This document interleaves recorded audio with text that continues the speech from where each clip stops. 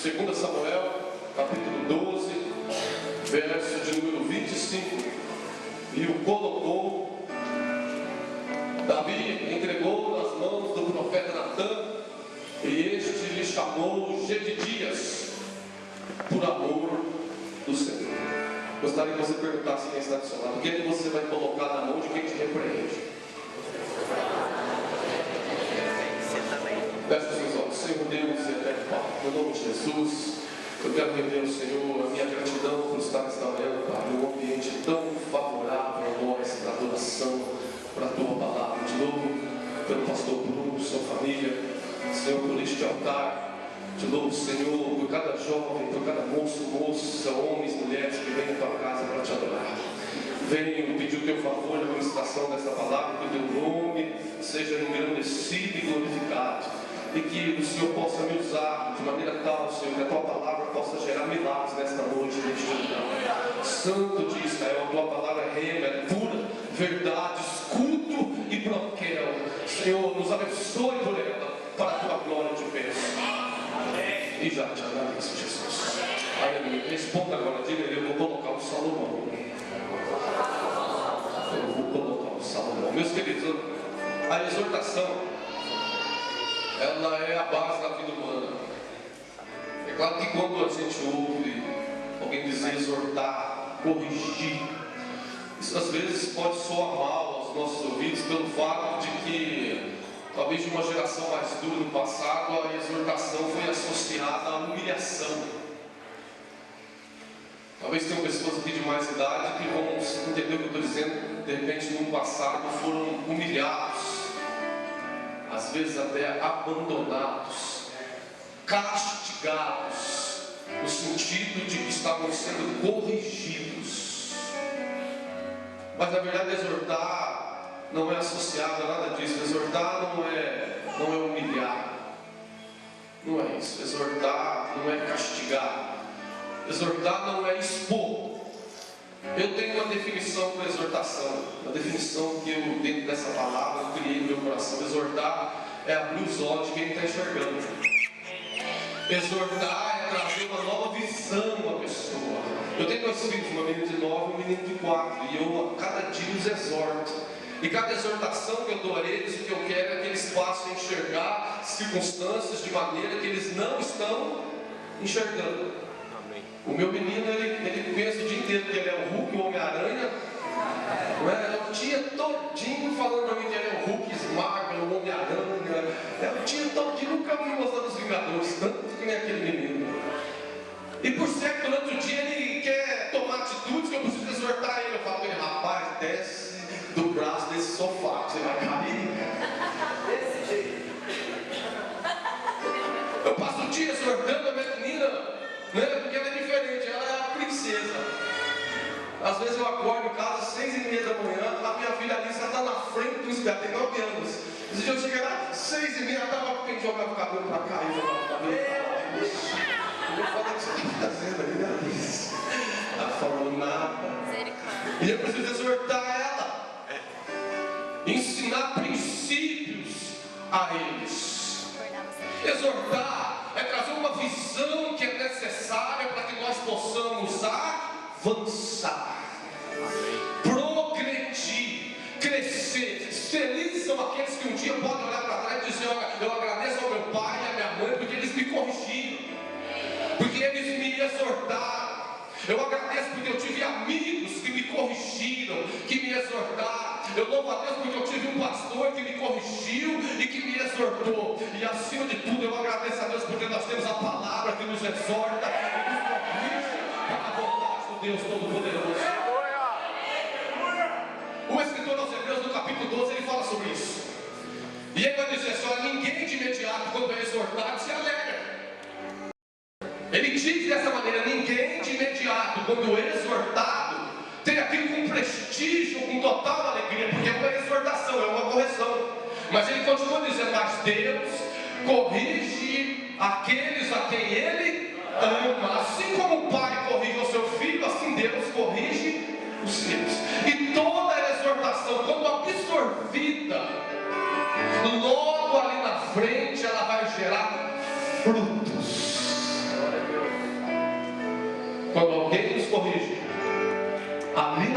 diferente. Nós vamos passar a enxergar coisas de maneira diferente. E vamos plantar de maneira diferente. Prosperaremos. E o nome do Senhor será glorificado. O contexto do texto que eu fiz a leitura é uma passagem triste da Bíblia. Quando eu li essa primeira vez, eu me entristeci tanto, porque eu lembro quando a minha mãe católica nos levava para o catecismo, lá eu já ouvia as musiquinhas do rei Davi, né? Quando o Espírito de Deus se move em mim, eu pulo como o rei Davi, eu corro como o rei Davi, eu derrubo gigantes como o rei Davi. Então eu cresci ali já ouvindo boas em relação ao rei Davi. Mas de repente um dia eu tive um encontro com Jesus, né? Eu aceitei Jesus com 19 anos de idade. Eu sonhava ser jogador de futebol. Meu sonho desde menino está ali o Marquinhos que joga bola. Agora você vê que o Marquinhos sempre se mantém magrinho, correndo do campo, por causa do louvor aqui. Eu sonhava, era meu sonho. E de repente com 19 anos eu tive a oportunidade de fazer um teste com o time, passei lá, eu pensei que eu ia realizar o sonho dos 2 anos que eu vivi no interior de São Paulo. Um dia eu estava sentado na beira do campo, da cama, triste, angustiado, sentou um rapaz do meu lado por nome Barbosa, e ele disse assim: ô menino, você já ouviu falar de Cristo? Na minha família tem 8 pastores. Eu disse para ele assim: toda a cidade de Minas, Barbosa, tem um Cristo com o braço aberto no monte, para zombar dele. Mas pense se alguém seja de Deus, meu querido. Ele olhou para mim e disse assim: não, menino, eu estou falando do vivo. Eu estou falando do poste ídolo, não, eu estou falando do Jesus vivo, ressurreto, que venceu a unção dos mortos, ressuscitou ao 3º dia, subiu ao céu e está sentado à destra do Pai. Aleluia. Parece que a minha cama saiu quando ele falou aquilo. Eu falei: eu acho que não. E ele me levou para a igreja. E aqui então eu tive o meu encontro com Jesus. Então eu tive que começar a uma aliança com Deus através da sua palavra. Ainda continuava sonhando de ser jogador. Nós tínhamos a reunião da Fé de Cristo e nós orávamos lá, pensando. Aí eu abri a Bíblia para ler, caía assim: aquele que perder a sua vida por amor de mim, achará.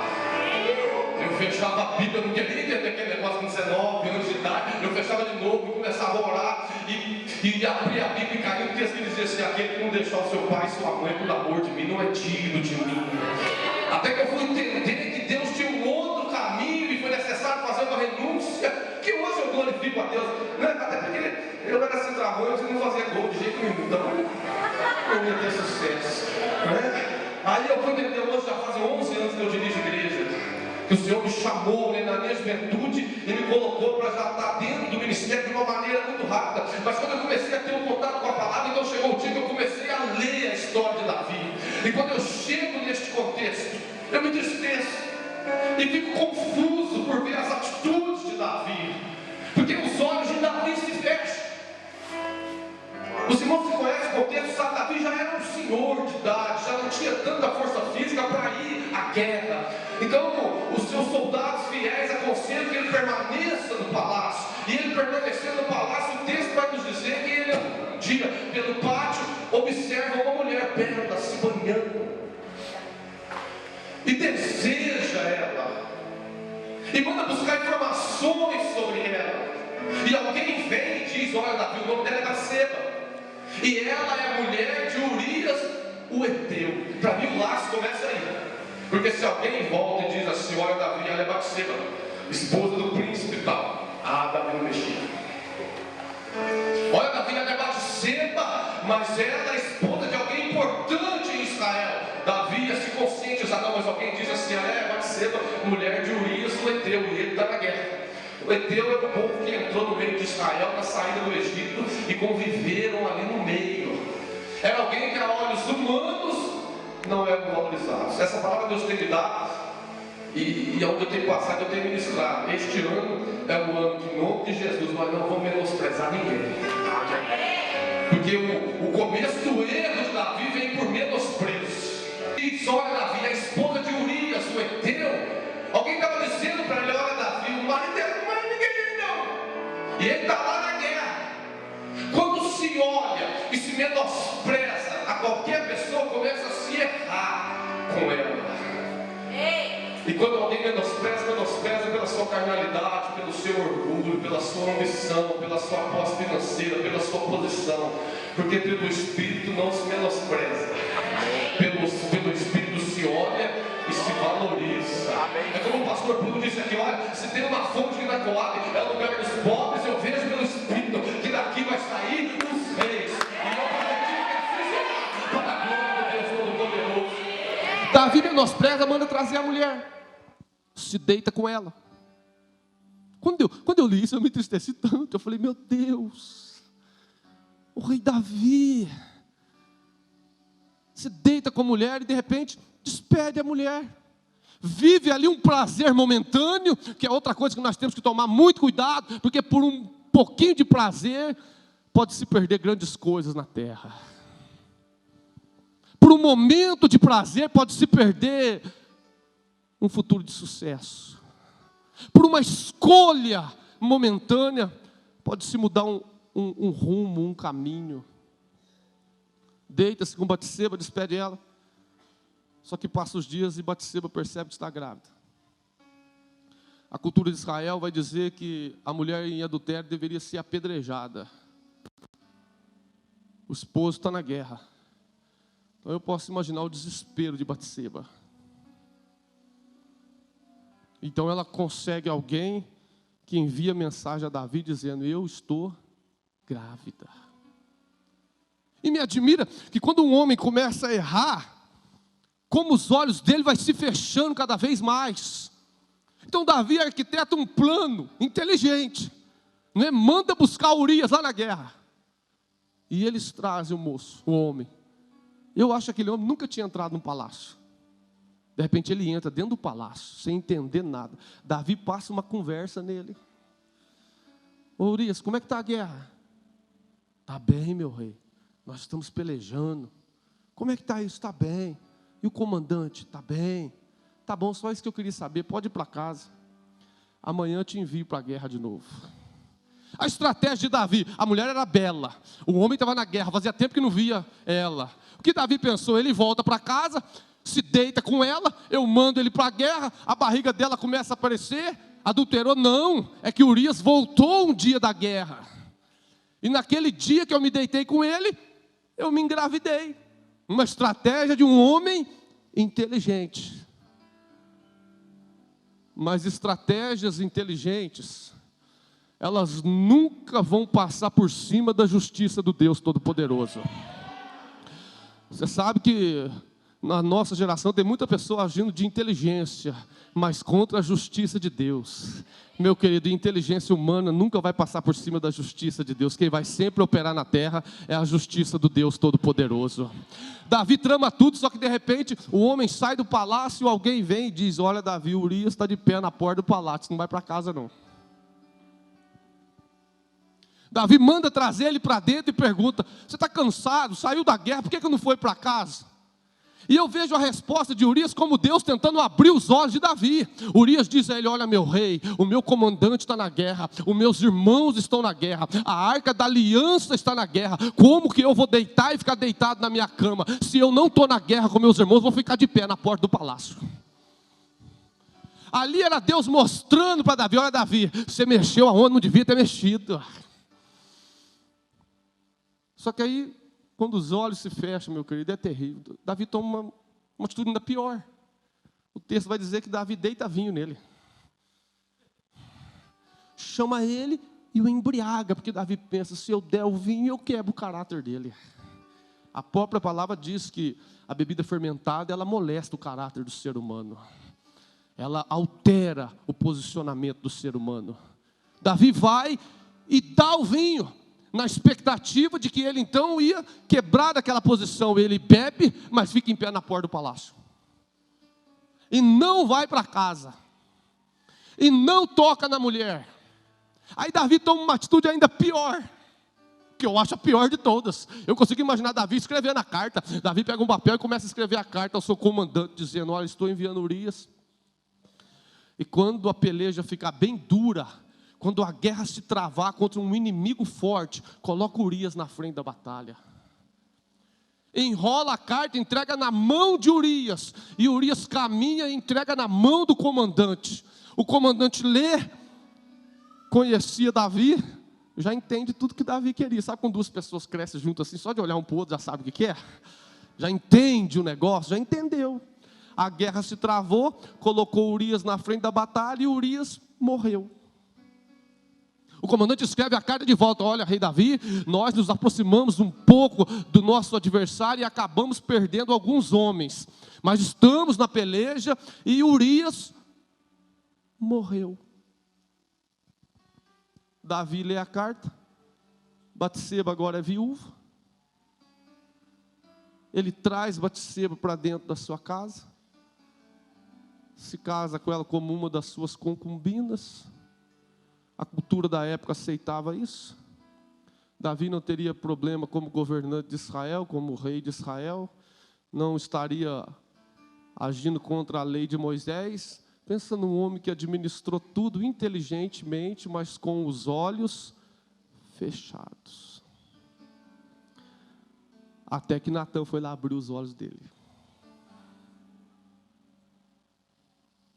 Olha, que essa palavra não soe mal ao seu coração e nem o meu. Porque nós necessitamos dia a dia que a palavra de Deus, que profetas, que pastores, que amigos estejam sempre abrindo os nossos olhos. Você sabe uma coisa que eu vou falar que particularmente o homem não gosta? É que a esposa abre os olhos dele. Mas nós necessitamos disso. A minha esposa, ela é uma seda. Minha esposa, quem congrega sabe disso. A minha esposa, os irmãos às vezes até riem dela, que quando ela grita a gente não escuta. Pensa numa mulher tranquila, é a minha esposa que Deus me deu. Eu lembro quando eu orava com uma esposa, eu falava: Deus precisa dar uma Rebeca para mim. A minha irmã é muito crente, a minha irmã Rosa falava assim: não, Deus vai te dar uma Ana. Eu falo: não é uma Rebeca. Ela fala: não, eu vejo pela fé, Deus vai te dar uma Ana. E a minha esposa verdadeiramente é uma Ana, uma mulher tranquila. Mas o quanto ela abre os meus olhos. Quando ela abre a boca e fala para mim: Edson, não faz.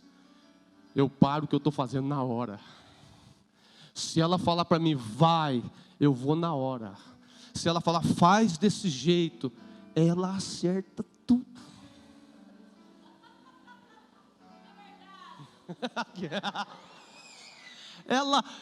Às vezes eu brinco com ela e falo: não, eu vou fazer do meu jeito, mas depois eu vou e faço do jeito dela.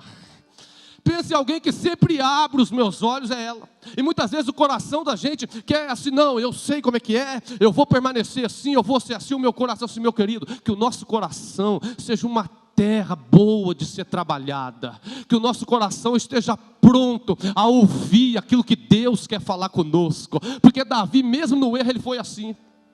Você sabe que hoje eu entendo a postura de Davi, porque ele mostra a nós que mesmo no erro, ele era um grande homem. O profeta Natã vai até ele, pede uma audiência com ele, senta-se diante do rei e de uma maneira maravilhosa conta uma história a ele, né? Porque profeta é tremendo, tremendo, tremendo. E profeta tem humildade, profeta não chega para humilhar, envergonhar, não. Uma profetisa uma vez, uma mulher de Deus, mas ela não me envergonhou, e eu sei que foi Deus, né? No começo do ministério, eu saí de casa muito nervoso. Eu dirigi uma igreja no Jardim Paraíso, aqui na Assembleia de Deus Mistério de Madureira, um congresso de irmãs, e nós atrasamos muito por causa da minha esposa, porque ela é bem tranquilinha, mas ela é bem devagarzinha. E eu fiquei bravo dentro do carro. E eu fiquei bravo com ela, e entrei dentro do carro nervoso e não vigiei. Fui dentro do carro falando, falei para ela: olha aí, agora nós vamos chegar lá depois dos irmãos, olha que vergonha, o pastor vai chegar depois da igreja, e fui falando na cabeça dela, e quando eu fico nervoso, ela fica quietinha, cara, eu me lasco de vez. E eu fui falando, e quando chegou na igreja lá, eu nervoso, eu falei para ela: agora você dirige o culto lá, não vou subir lá no culto para dirigir o culto não. E fui para dobrei o joelho nervoso, e pensei comigo assim: olha aí, Deus, por que o senhor não toca nela para ela ser mais rápida, para me ajudar? Uma irmã foi pregar, eu não esqueço disso nunca mais na minha vida. Nunca mais. No meio da mensagem ela parou. Mas ela não me humilhou, ela tirou o microfone da boca. E ela olhou para mim e falou assim: olha, Deus, você é o pastor daqui, mas Deus está mandando eu te dizer. E eu vou dizer do jeito que Ele está mandando eu te dizer. Ó, pastor, abaixa um pouco aí, viu? Eu levei um susto, ela falou para mim no meu ouvido: você não sabe o quanto a tua mulher suporta por causa do teu ministério. Ela disse para mim: você não tem ideia do quanto ela suporta por estar do teu lado. E Deus está mandando eu te dizer: acalma o teu ânimo e cuida bem dela, porque senão você vai provar da mão de Deus Todo-Poderoso. Na hora eu pensei assim, nunca mais eu chamo essa irmã para pregar aqui.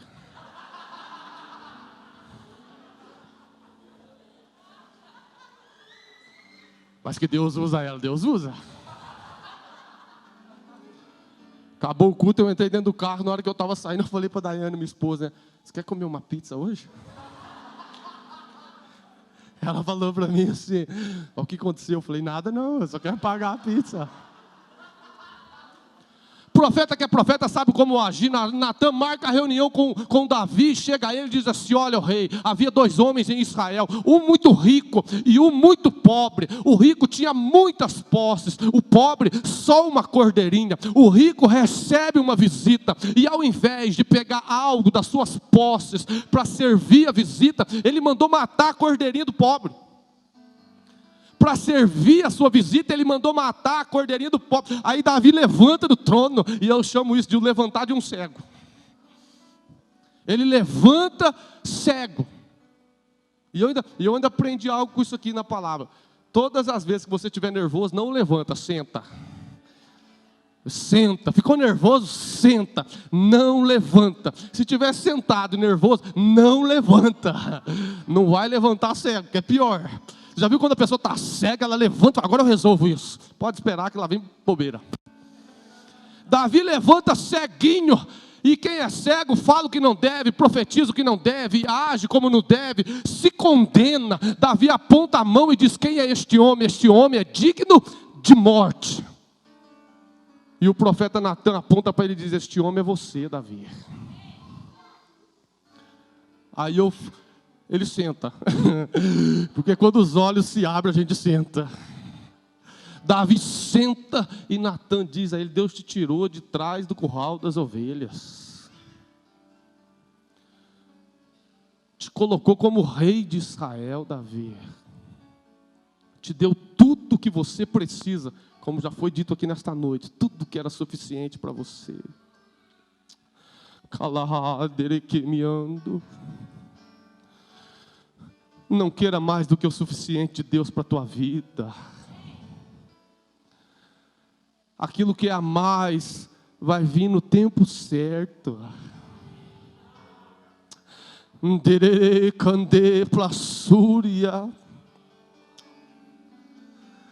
Natan diz a ele, se você precisasse de mais, Deus teria te dado.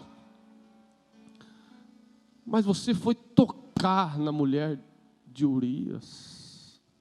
Isso marcou tanto a história de Davi, que as coisas espirituais são tão tremendas, que no Evangelho de Mateus, no capítulo 1, discorre a genealogia, né? E Mateus discorre as 14 gerações de Abraão a Davi, as 14 gerações de Davi a deportação da Babilônia, e as 14 gerações da deportação para a Babilônia até Cristo. Quando ele discorre as primeiras 14 gerações, ele vai dizendo, Abraão gerou Isaac, Isaac gerou Jacó. Quando chega Davi, ele vai dizer, Davi gerou Salomão da mulher de Urias. Lê lá para você ver. Quando ele chega na discorrer, Mateus vai colocando, né? Davi gerou Salomão, o Espírito diz, escreve aí, que a mulher era de Urias. As coisas espirituais e a justiça das coisas espirituais, elas vão sempre reinar nessa terra. Sempre vão reinar nesta terra. Agora o que me admira em Davi nessa circunstância, é porque profetas de Israel, reis de Israel, mataram profetas por muito menos. Por muito menos. Teve reis ímpios em Israel que fizeram atrocidades com profetas por muito menos. Agora Natan coloca a mão na frente de Davi e diz, quem é digno de morte é você, revela tudo. Davi matou Natan? Não.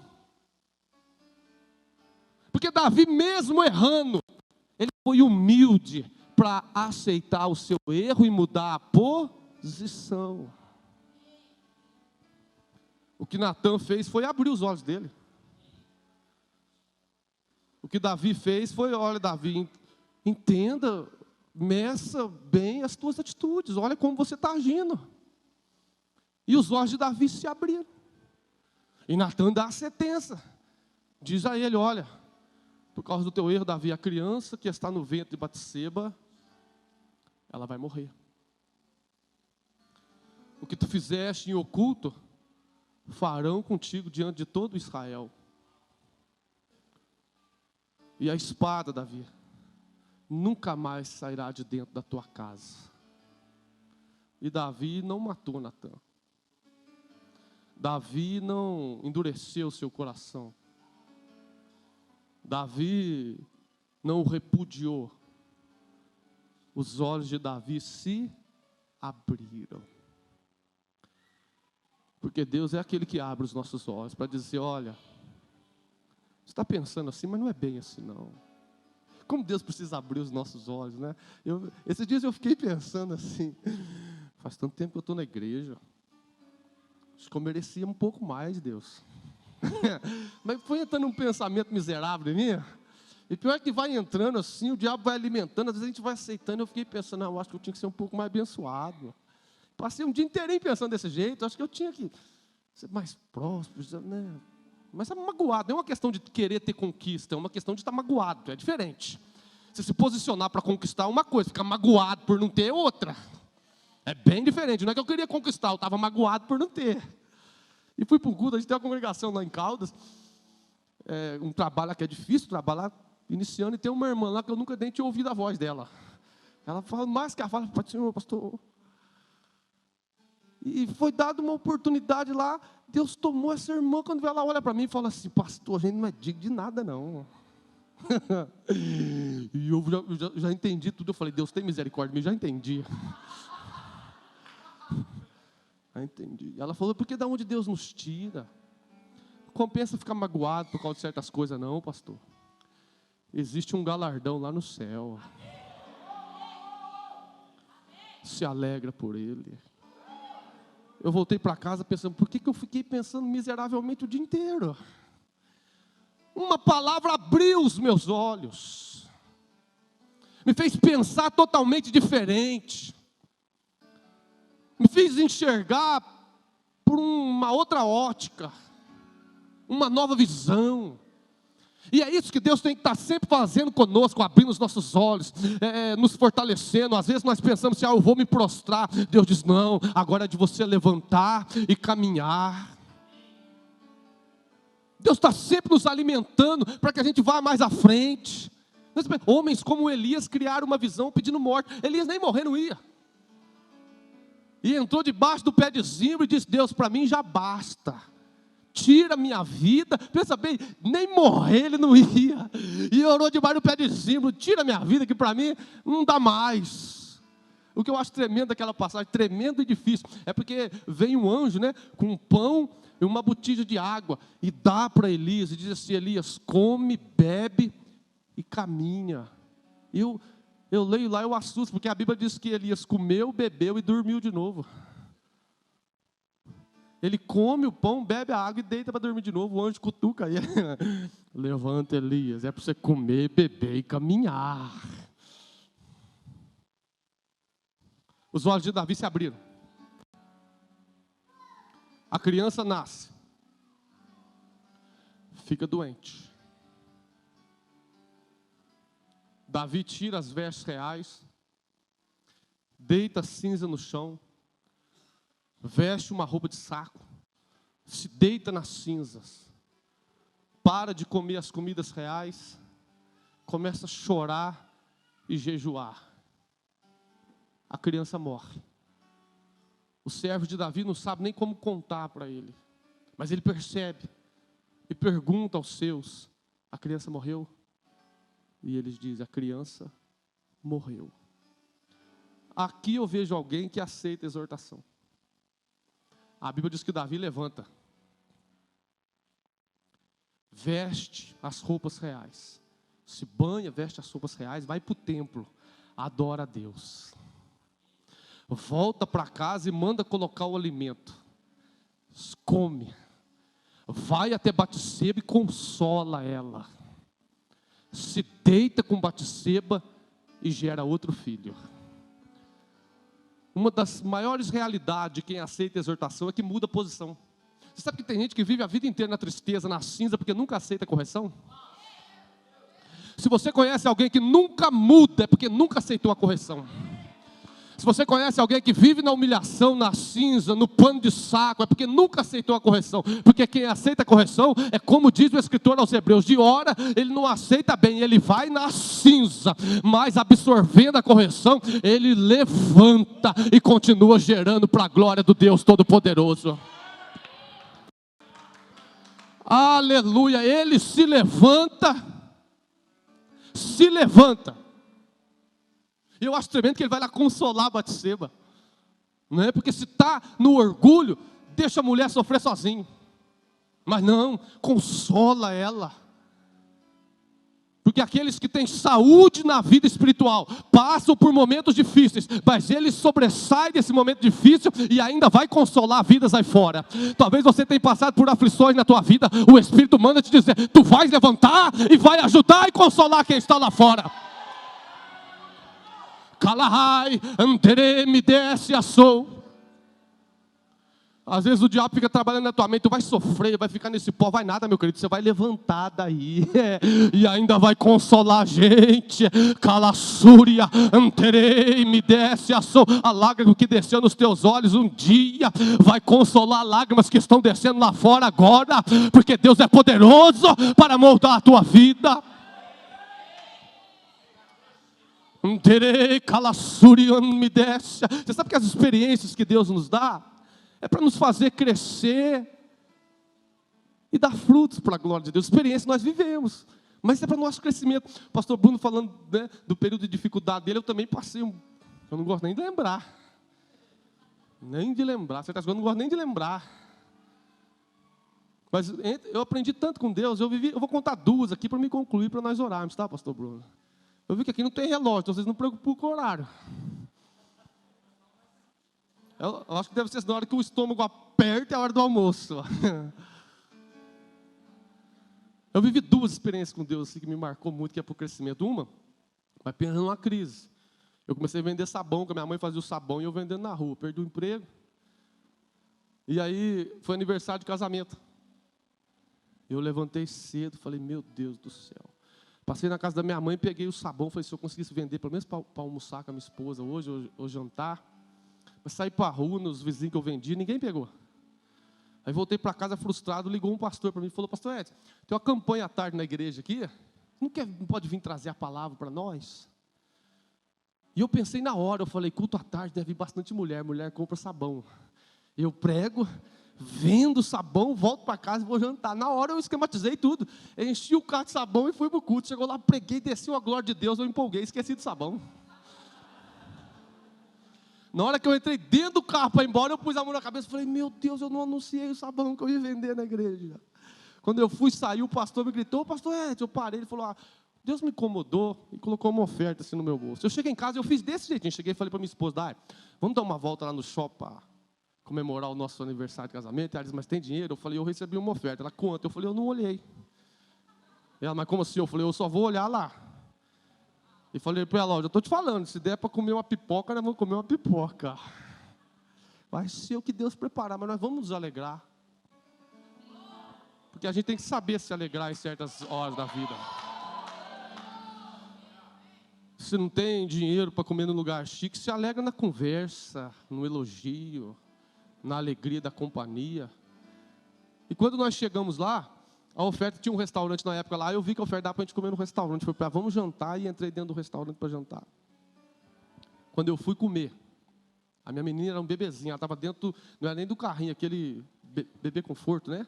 Ela estava dentro do bebê conforto assim. Quando eu fui comer, o diabo falou no meu ouvido assim, ó.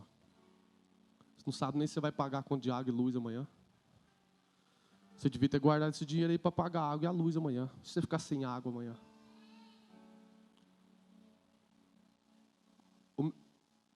A minha garganta travou. E pensa alguém que gosta de carne. Eu falei, mas travei.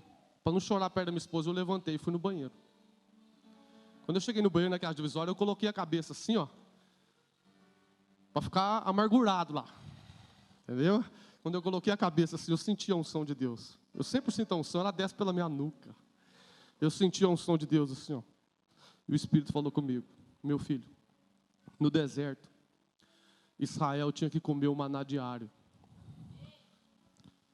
Tinha que comer o que descia hoje e esperar que amanhã ia descer de novo. Se guardasse o de hoje para amanhã, ficava podre. No deserto, meu povo comia o maná que descia hoje, crendo que o de amanhã vai descer de novo.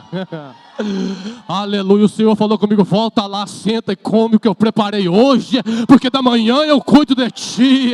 Calará, me desce. Eu levantei, a minha garganta destravou na hora. Eu voltei lá, sentei e falei para o garçom, pode descer aqui que eu estou com fome. A minha esposa falou, o que aconteceu? Eu falei, nada, vamos comer e comemorar. Outra experiência que eu tive que me marcou muito, eu comprei um carro, mas pensa num carro, problema. Esse carro ele ficou 3 meses num terreno parado de um vizinho, o moço falou que ia arrumar para mim, não arrumava, ficou 3 meses lá. Eu a pé 3 meses, eu vi aquele carro num cavalete, a minha alma quase saía de mim. Foi um erro meu, eu tenho que reconhecer que foi um erro meu. Eu saí de casa um dia nervoso, falei para minha mãe, eu vou resolver isso hoje. Minha mãe falou, não vai, Edson, não faz isso. E eu fui, precipitei, fiz, e paguei um preço altíssimo por aquilo, mas altíssimo. Quando foi um dia, o meu menino tinha nascido nessa época, deu uma cólica nele no culto. No culto eu vi a minha esposa lutando lá com ele, aquelas cólicas de bebê recém-nascido, e quando acabou o culto teve um problema com um casal de casamento, e eu fui conversar com eles e o negócio não resolvia, né, os dois discutindo, brigando, e eu pensando na minha esposa, eu falei, mas se eu deixar esses dois brigando também eu não posso, e eu fiquei lá e foi estendendo na hora, lá pelas 11 horas resolveram fazer as pazes. A criança chorando, entrei dentro do carro para ir embora, fui dar partida, o carro não pegava. E a criança chorando, eu fiz uma oração, eu falei, Jesus, tem misericórdia de mim, faz o carro pegar. Dei partida, pegou. Eu falei, ô glória. Virei o carro, a igreja tem aquele morrão do Senai, quem conhece a Zona Leste, eu virei para subir o morrão do Senai, o morro do Senai ele tem uma parte que sobe, uma reta e outra parte. Quando eu fui subir a primeira parte, eu escutei um barulho, flap, flap, flap, flap. Eu falei, nossa, furou o pneu. Quando eu parei na reta, eu olhei o pneu lá no chão. Falei para minha esposa, furou o pneu. Parece que a cólica multiplicou. O menino Alisson gritava lá dentro. Eu não sabia que o macaco do carro não prestava. Eu nunca tinha trocado o pneu. Soltei as rodas, peguei o macaco. Quando eu subi, que eu tirei a roda, o macaco quebrou. O carro pegou lá embaixo. Quase caiu na minha perna. Aí eu virava o macaco assim, não acontecia mais nada. Quebrou o macaco. Beirando meia-noite isso. Meu pai, eu pensei em ligar para o meu pai, tirar meu pai da cama. Peguei o celular e comecei a mexer para chamar algum irmão. Falei, vou ver qual irmão pode me socorrer aqui. Mas de repente eu senti um som de Deus de novo. Eu coloquei a testa no chão. Fiz uma oração, falei, Senhor, me socorre. Me faz um milagre aqui, me socorre. Porque orar na carne é uma coisa, orar pelo Espírito é outra. É outra coisa. O Espírito me tocou e eu comecei a orar ali, orar. De repente eu escutei o barulho de um carro vindo. Eu levantei, quando eu fui acenar, o carro passou. Quando ele chegou lá em cima, ele parou. Irmãos, aconteceu desse jeitinho. Ele manobrou o carro, voltou, parou de frente com o meu. Eu levantei e fiquei parado. O cara desceu, um cara novo, abriu o porta-mala dele, não falou nada. Tirou um macaco daquele jacaré. Pegou aquele macaco jacaré, veio com o macaco jacaré, colocou debaixo do meu carro. Subiu meu carro, olhou para mim e falou assim, onde está o step? Eu falei, está ali no porta-mala. O cara não falou nada, ele foi lá no porta-mala, pegou o step, veio, colocou lá para mim, pegou os parafusos, apertou, desceu o macaco, chegou o aperto, guardou o meu pneu furado, fechou meu porta-mala, foi no carro dele, colocou o macaco lá, fechou o macaco, veio perto de mim e falou, você precisa de alguma coisa? Eu só consegui perguntar para ele assim, eu falei, você é um homem ou você é um anjo? Eu travei, eu falei, você é um homem ou você é um anjo? Ele falou, não, eu sou borracheiro. Eu falei, você é borracheiro? Ele falou, aleluia, eu sou borracheiro. E ele falou para mim, eu estava subindo. Quando eu estava no morro, eu vi o teu carro tombado e falei para minha esposa, aquele rapaz está com um problema no carro. Mas eu pensei assim, isso não é problema meu, e subi para ir embora. Só que quando eu cheguei lá em cima, uma voz falou claro comigo, volta lá e ajuda ele, porque ele está precisando de ajuda. Aleluia. Você pode colocar sobre os seus pés? Davi sendo repreendido.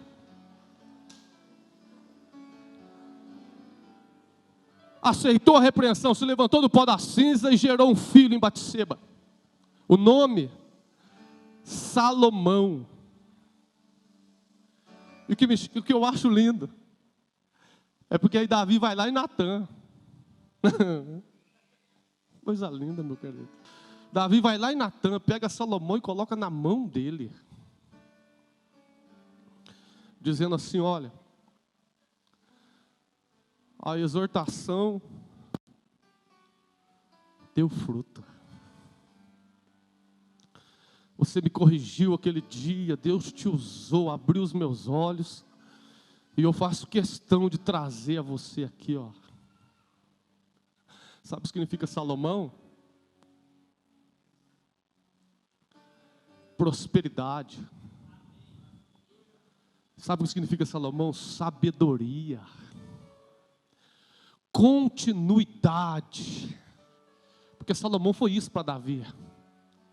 Foi o herdeiro do trono. Aquele que no futuro ia construir o templo que Davi desejou construir. Salomão é gerar para prosperidade. E Davi fez questão de colocar na mão de Natã. Eu venho nessa manhã para dizer que todas as vezes que Deus nos corrigiu, os nossos olhos se abrirem. Então nós iremos gerar um Salomão. Talvez pessoas que te corrigiram no passado, talvez teu pai, tua mãe, eu venho aqui profetizar que você ainda vai colocar Salomão na mão da tua mãe, na mão do teu pai. Imagina o dia que você chegar e dizer, olha, pai, mãe, eu te agradeço por tudo que o Senhor fez por mim, está aqui, ó, o Salomão que eu gerei. A sabedoria que veio sobre mim. Calas.